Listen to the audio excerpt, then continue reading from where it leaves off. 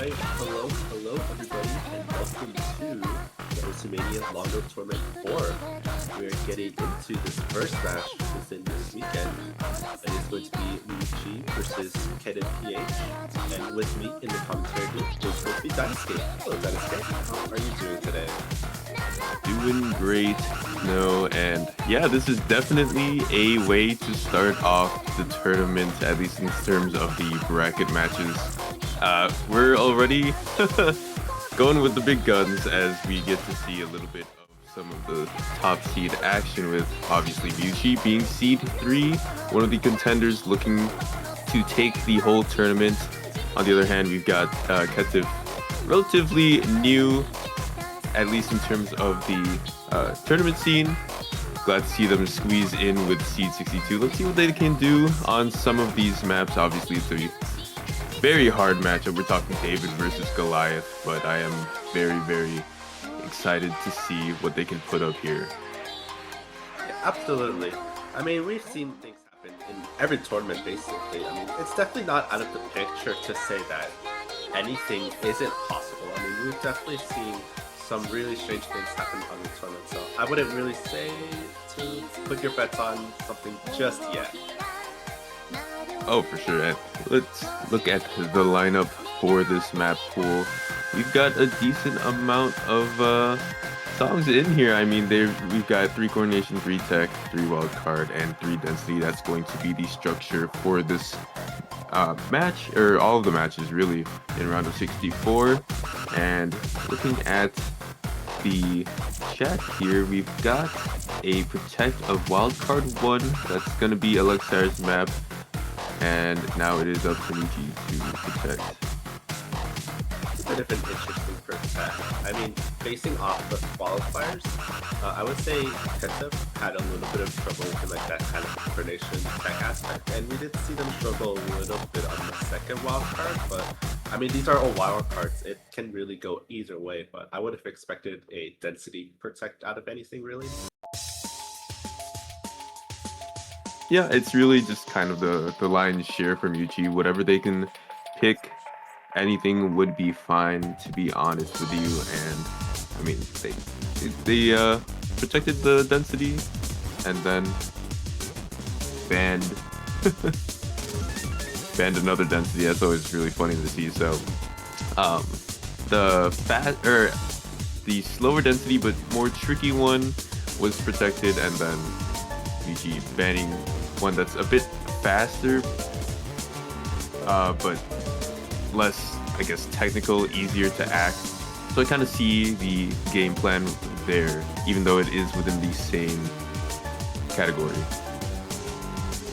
Yeah, I mean, obviously these are all like the same skill set, but obviously they all deviate from your same. So I don't think it's too surprising to see protect on one side and protect on the other. Obviously, within that same category, they can always deviate in such small but significant ways. I mean, like with slower density picks, it can get a little bit coordination heavy at times just because it is slow.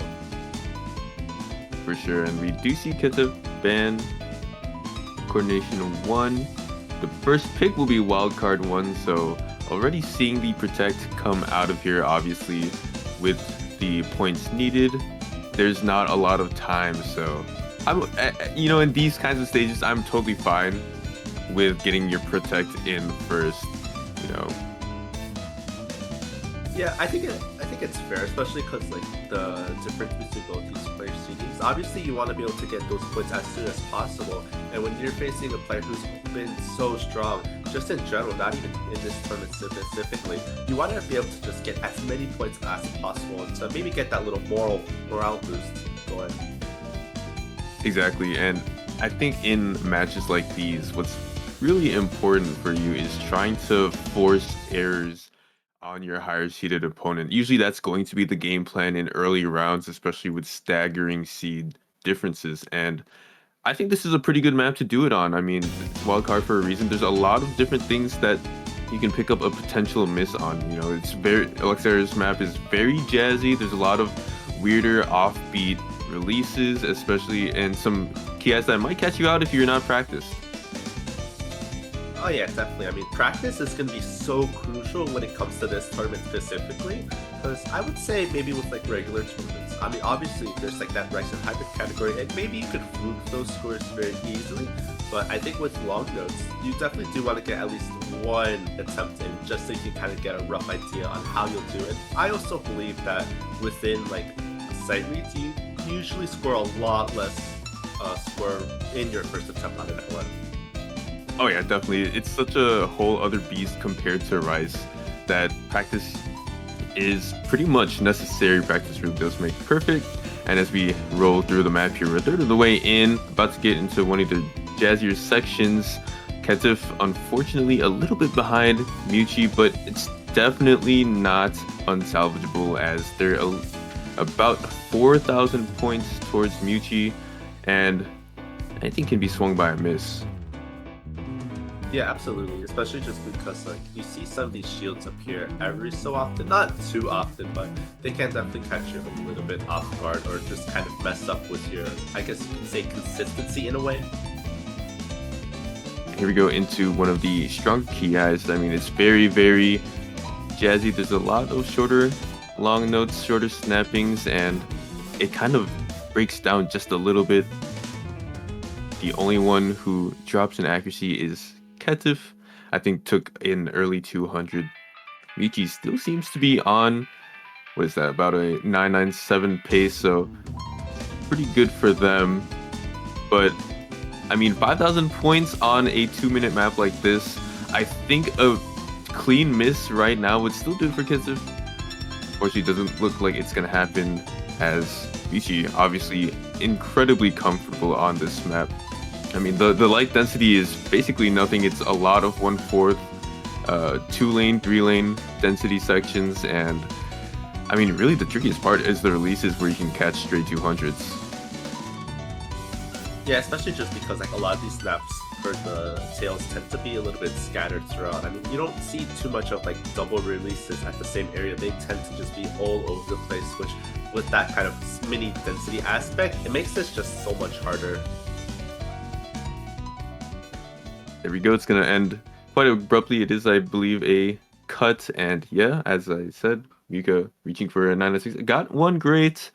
ketiph quite close behind, I would say. 988 is a pretty good score on a map like this. So obviously, with taking down their protect, it's a bit rough, especially giving over a breakpoint early on. But myucchii's going to have that pick, and ketiph going to have to survive this next one, as they've got a lot of choices, myucchii. They've got, you know, pretty much anything that they want, but Density 3 seems to be the pick, as this is also their protect, so we're going to see a double first pick protect out of these two players. These guys know what they're comfortable with. Quite an interesting move from both these players. I mean, I think typically we don't really see protects go out first, at least within like these kind of like pools where there isn't like any SV. So I think it's quite interesting. So I really wonder what it's gonna kind of build up to though.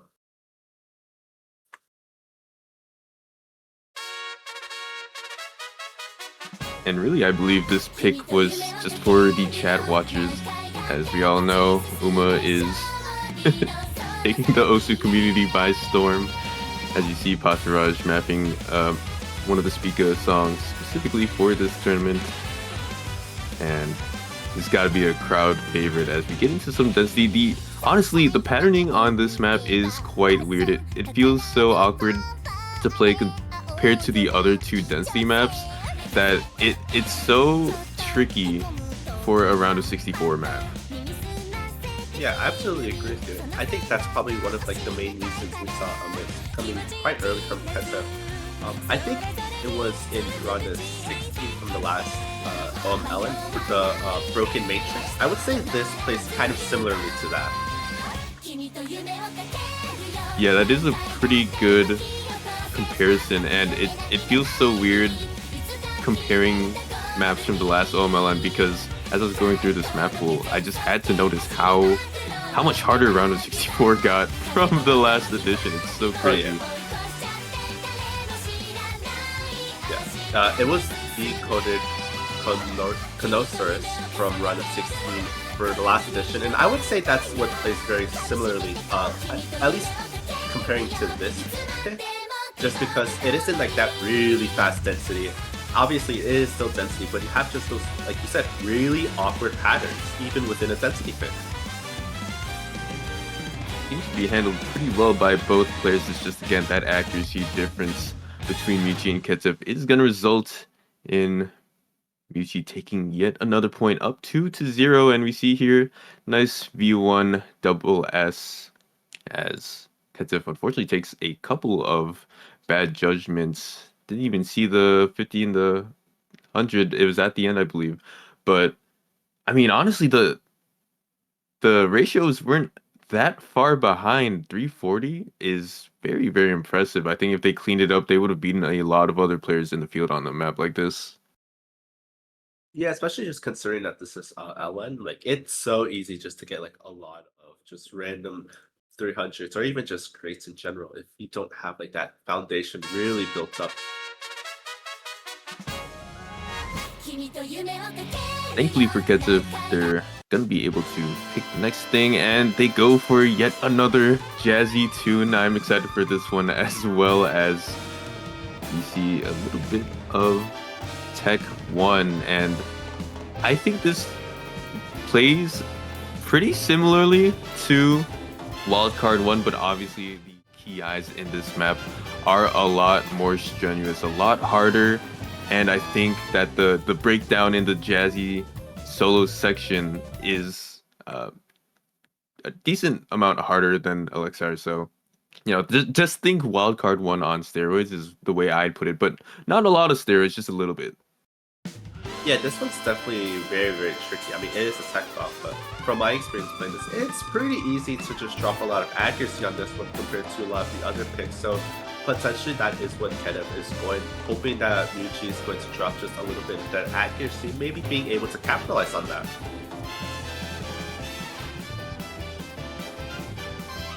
And starting through this map, early 200 from ketiph, but still keeping up with a 99.73. Really good accuracy, especially when you consider the MA needed. But myucchii just too good at the moment. 99.9. We'll have to see if this drops a little bit. I know you're talking about a potential miss. Yes, this is a really good map for that, as you see a lot of weirder combinations of patterns, very staggered LN releases, and then you combine the rice that's snuck in with it as well, and this map is definitely devious. Yeah, those little extra rice notes that come in can play a little bit of mind games, especially if you use a skin that kind of separates the colors between rice and LN. Maybe not by too much, but it definitely can catch some players off guard and potentially lead to a miss or two if they aren't careful enough, especially if like these rice do get a little bit more intrusive. I think we're gonna get into the piano solo right here, so this is where it gets a little rough. And ketiph has dropped a lot of accuracy since the beginning. I mean, they were starting at 99.73, a lot of patterns just catching them out, especially the weird offbeat sections. So it's gonna take a miss or two to save them, as we're already up 5,000 points when we look at myucchii. That's quite the lead. Just a sliver of map left. Yeah, it's definitely a very, very scary position to be in, but I wouldn't call it over just yet with just how kind of awkward this style has been in general, especially with like some of these like mini graces that come in every now and then. Very rice ending. Unfortunately, the damage has been done. myucchii is going to squeeze by with yet another point. I say squeeze by, but the gap was quite large. Up 3-0. It's rough for ketiph, but I mean, they've put up quite a decent score on this map as well. Seems like Raymay is going to be the insta pick, and coordination too. This map I feel is such a hard map to. I mean, it is really and truly coordination. I believe this is a slight edit of Durgo's old chart, and man, so some of the patterns on this is one of those things that like make me feel stupid when I play it. Yeah, it's a very, very tricky one, and especially like topping OD8 on top of that. I mean, most LNs aren't even touching like near the OD8 range, and making it in a coordination pick just makes it so much easier to drop that accuracy. And we especially saw it within qualifiers. So I wouldn't be too surprised if we see a similar story happening within this pick, especially with Ketiph struggling a little bit on that coordination side within the qualifiers. Yeah, and with the kind of patterns that this map has, where it's you know, a lot of release, like you see here, very slow inverse, very like quad lane inverse, and then you just have some funnier coordination tricks which is actually going to drop. So I mean, this is Ketiph's chance to snag through a point, and it could be a big one. They just really need to lock in that accuracy and not miss in return. Yeah, it's definitely going to be a very, very scary game, but who knows? Potentially we could see things shift. I mean, we see myucchii dropping a little bit of accuracy quite early on, so if ketiph is able to keep that consistency that they've been keeping throughout this entire match, potentially they are able to get their first point here. Here we go with the 3-lane inverse. ketiph unfortunately gonna drop on that. I don't blame them at all. This part is extremely hard. It feels so weird to play through, and there's a lot of offbeat inverse sections on that where, you know, 200s and misses are abound, and we're about halfway through. It slid over to myucchii to the tune of 11,000 points, almost 12,000 points. So obviously they've recovered very well from their early break. I'm not sure how ketiph is gonna do in this back half. Yeah, it's a very unfortunate place to just mess up on. I mean, I can't blame them either, like you said. I mean, 3-note inverse is quite difficult, and there's a lot of just finger control required to be able to hit those patterns, and if you aren't expecting it, it just catches you off guard so hard, and I think the inclusion of that kind of skill set also being implemented within, I guess, some more recent tournaments could also potentially make room for mind block. And it feels like Mind Block is the name of the game as ketiph drops yet again. This ending part, it feels so serene in terms of the music, but it's so devilish when you play through the notes. Man, yeah, a lot of weirder anchors, a lot of long jacks in this one, and staggered starts. But myucchii flying by it, 99.87 with a miss is absolutely insane. ketiph, unfortunately, even with those misses, I don't think could have salvaged it. The accuracy difference is too great, as we see 1 slider break from myucchii, 3 from the side of ketiph, and I think the largest win that we've seen so far. And Raymay is definitely a map where you'll see a lot of large score differences. This is kind of where you transition the early long note to the mid-game long note. This is definitely a very hard coordination map. Yeah, absolutely. I mean, I think within like these coordination and these tech picks, I think those are probably the areas where we should expect to see bigger leads compared to some of these other ones, especially just because of how early game we are in. Like these coordination tech picks can get very, very awkward, and it leaves a lot of room for very, very tricky patterns that might not be able to be shining within these later stages. And here's the scary thing. This is the biggest match loss for ketiph, and now they are facing match point from myucchii. where do you go if you are them? Gotta try to get at least 1 point, and seems like wildcard 2 is going to be the pick. This is 90 parentheses 2 by Locto.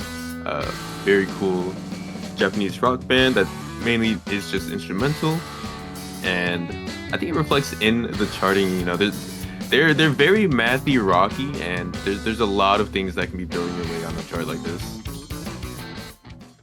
Yeah, this one's quite evil. I would say this is probably like one of the harder ones to hold really good accuracy on, just because there's like a lot of patterns that you have to focus on at the same time that it kind of makes you accidentally hold or just release too early, causing you to get just a few 200s.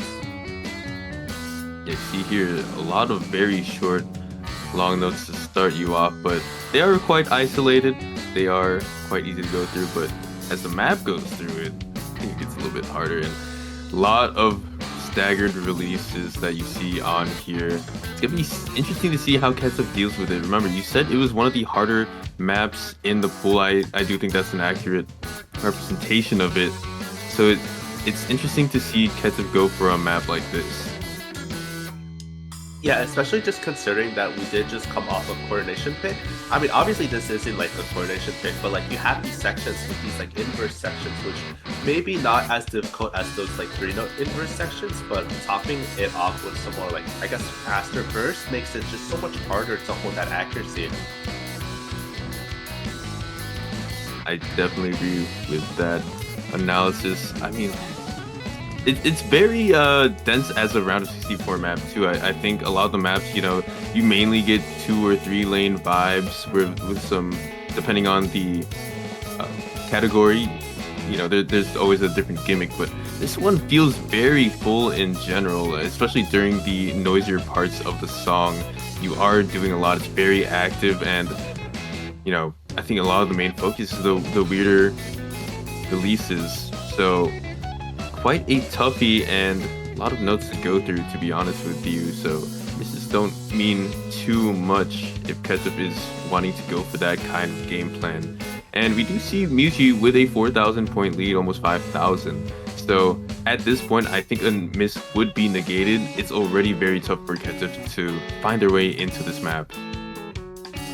Yeah, absolutely. I mean, I would say this pick is like a combination of both like heavy coordination and heavy tech at the same time. Like obviously, like you mentioned, like the inverse sections, but like with the burst and like some of the kind of density that ramps up just a little bit, it adds such like a extraneous motion within like this entire file in general. You have to agree. Heavier, you know, relative, heavier coordination, heavier tech, and I mean, it's just the map is ending, and myucchii 99.85, shooting for that 995. Probably gonna see it, but a miss or two, a hand off the keyboard could still say things for ketiph, but it does not seem so, as myucchii takes the first match of the weekend through a vicious 5-0 versus ketiph. A lot of people, you know, probably saw this coming, but I think if you look at some of the scores that ketiph had put up, you know, a lot of low 990s and some high 980s, they had some really good scores. You think about the competition in this tournament, and I mean, you just have to applaud them for their efforts. They are very certainly a good LN player. It's just they have the bad luck of getting seed 62 and going up against myucchii. So well played to them, but myucchii is going to move on into the winners bracket. ketiph still surviving, going to be down in the losers bracket. Definitely a scary opponent to kind of look out for. I mean, even despite like the low seed, they still have phenomenal accuracy, like you said, and they were able to stay rather consistent throughout. I wouldn't be surprised if they were able to make it past another round or two at least, minimum. Yeah, not someone you want to face in the loser bracket. They've shown very good consistency. Only like 1 or 2 misses out of the 5 maps played, and man, what a way to start the weekend. And it's Friday, 15 UTC. We've got so much time left. more matches, obviously, 32 more matches. The next match is going to be at 18 UTC, so in about 2.5 hours. And guess who we have in that one? My co-commentator Snow versus Polymerid. So, guys, please watch that one. If you enjoyed Snow's commentary, you gotta go support Snow in 2.5 hours for their match, because this should be a very interesting one. You know, seedings are a bit tighter, and obviously these two are known faces in the tournament community. Oh yeah, absolutely. Polymerid's a really good player, so I'm definitely going to be watching out for him. Yeah, no, you cannot take your foot off the pedal for a matchup like this, but gonna do it for us. We hope you guys enjoyed. Obviously, we'll have a lot of more dense blocks later on as the UTC gets to, as the day changes and we get like the early UTCs on Saturday. But we'll see you in about 2.5 hours. Hope you guys enjoyed once again, and we'll catch you later. Yeah, see ya. Thank you, Dynasty, for coming with me. And thank you, Epsilon, for the stream, as always. Always shout out Epsilon, and of course our referee as well.